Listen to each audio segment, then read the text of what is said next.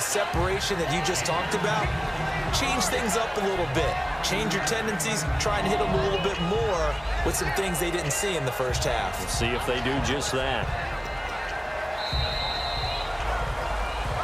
Back now in Miami. It's Dolphin football. It's also Dolphin lead to begin quarter number 4. Second down to the offense, needing 5 yards.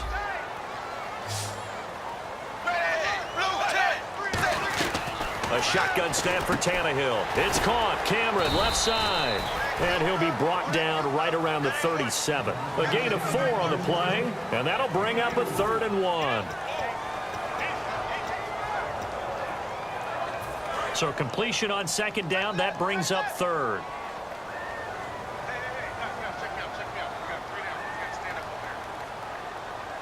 They come out here in the I. They'll try and run for it. Here's Williams. And he will have the first down as he's brought down up near midfield. 12 yards there as they move the chains.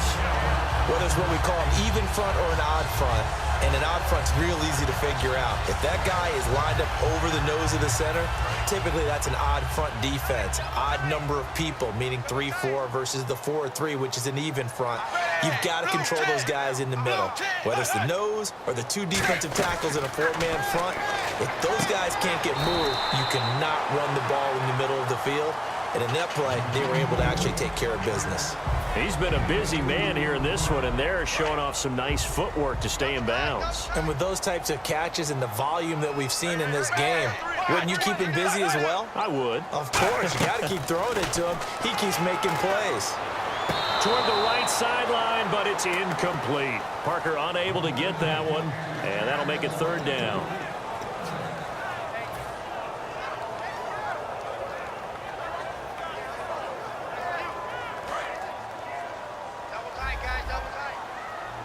A nickelback added defensively as they look to stop this 3rd and 8.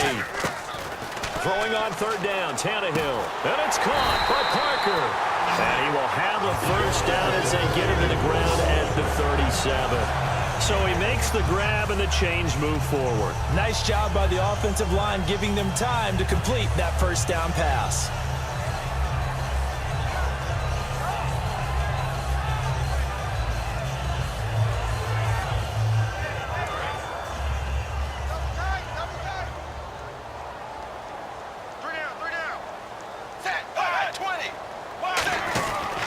They run with Ajayi. And brought down, but not before they're inside the 25. And a nice carry there of 15 yards.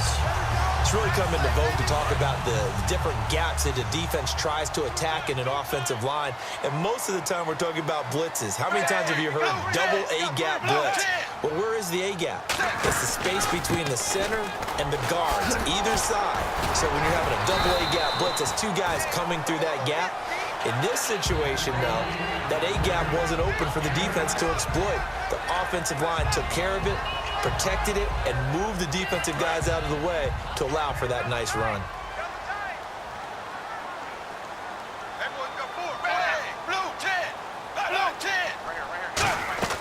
On second down, here's Tannehill. And look at this. They get the turnover they needed. It's intercepted. Picked off here by Aaron Colvin. And a big turnover there as his guys will get the football back. And out now comes Jacksonville as they get ready to go. And last time able to get 3. It's not what they wanted. They wanted 6, but they got at least something. They mustered something out of the drive. They'll take it. I like the way you've described it. Not ideal, but they'll take it. Anything to put some points on the board. But this time on offense, they don't even want to see the field goal kicker trot on the field. They want that ball in the end zone. Yeah, they'll be going for 6. Give him 9 on the carry that time, and they're set up with a 2nd and 1. And leading here late, so a chance for the defense to really close out this game if they can halt the offense. They give it to Ivory. And able to get it here to about the 16-yard line. 3 yards there, good enough to keep the drive moving. Well, that was a unit that understood exactly where the first down marker was, handed it to their guy who could run it, created some space, and he got there. Time for a break. We're back to see what happens after this. They come out with one back and 3 tight ends. Now a handoff, running right, Ivory. And he'll find some space up to about the 25. 8 yards on the pickup, and now they'll have some options on second and short. And after the play on the ground, that brings up second down here. They run with Ivory. He's been busy tonight. And they'll take him down at the 31-yard line. It's a pickup of 6 and good enough to move the chains. But we always talk about good down and distance, allowing offenses to expand their playbook. Well, 2nd and 2, that means your playbook's wide open. You can run just about anything. But a lot of times, the play caller, he just looks down at his sheet, sees the short yardage runs, and goes to one of those. And he'll get this up to about the 40. A nice run there, 9 yards, and it'll be second down. That was a good run, probably right on the edge of breaking into something really big. So the defensive guys right now are talking about, okay, what can we do to slow him down before he truly gets started? Possible run anticipation here as the D-line sandwiches together. They'll give it up to Ivory. And he'll be taken down at the 46-yard line. It'll go as a gain of 6 that time, and it moves the chains as well. And that's a nice pickup of a first down on that second down run. And at that yardage gained, they can run that play on any down. Out of the Wildcat, a wide receiver carry. And he's going to fight his way forward here for a modest gain. Now whistles come in. We're going to get a timeout here by the offense. It's just their first. They've got 2 more to use here in the final stages. Second down following the run.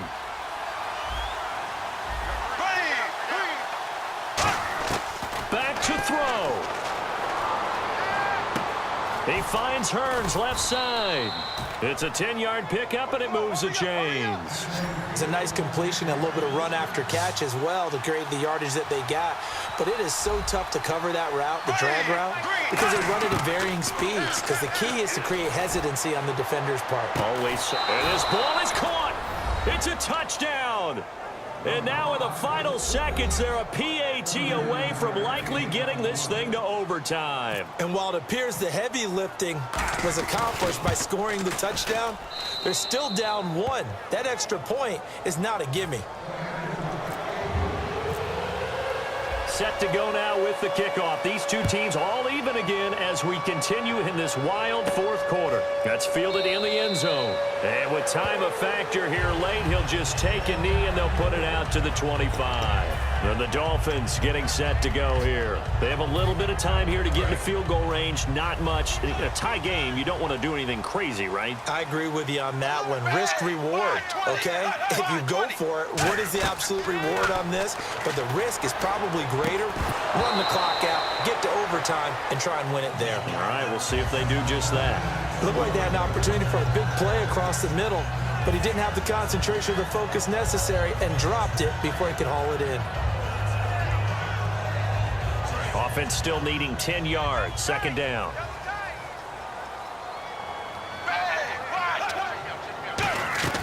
Tannehill now to throw. And throw right side complete to Parker. Now hold everything here. We're going to get a timeout by the offense. It's just their first. They've got 2 more to use here in the final stages.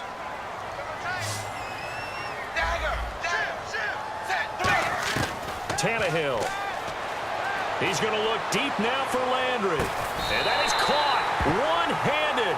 Oh, my, he pulled it in. Now whistles come in. We're going to get a timeout here by the offense. And as the 2 teams talk it over on their respective sidelines, we take a break. So now this game hinges. And now the Jags going to signal for another timeout. And as the 2 teams talk it over on their respective sidelines, we take a break.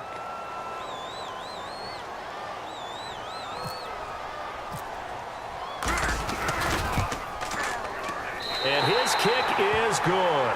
And the Dolphins have come back now to regain the lead. Well, I know at points in this when you wanted to close your eyes because of all the points that were being put on the scoreboard. You're a defensive guy, but it was a fun little track meet, wasn't it? It was, and you know the people who really enjoyed this game? They're the ones that like going to batting practice at the Major League Baseball parks, right? Seeing the 14-11 game, that sort of deal. That's right up their alley with what we saw in this one. And for Charles Davis and our entire crew here at EA Sports, I'm Brandon Gaudin saying so long, everybody.